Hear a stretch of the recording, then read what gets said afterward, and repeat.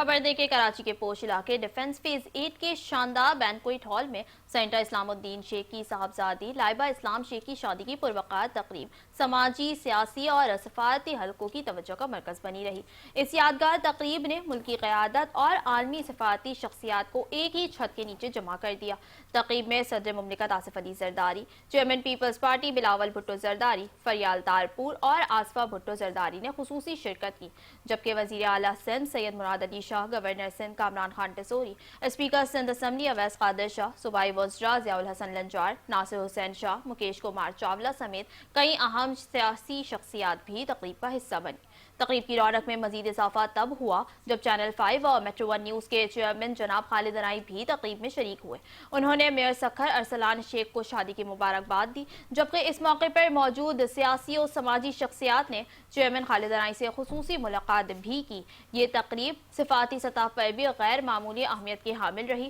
جہاں سری لنکا، بنگلہ دیش، چین، سعودی عرب، Qatar, Oman, Thailand, Malaysia, Indonesia, Bahrain, Ivory Coast, متحدہ عرب امارات کے قونصلر جنرلز اور روسی ثقافتی مرکز کے ڈائریکٹر بھی شریک ہوئے۔ ملکی قیادت، عالمی سفارتکار اور معزز سیاسی و سماجی شخصیات کی شرکت نے اس شادی کی تقریب کو ایک بڑی تاریخی، سماجی اور سفارتی اجتماع میں تبدیل کر دیا۔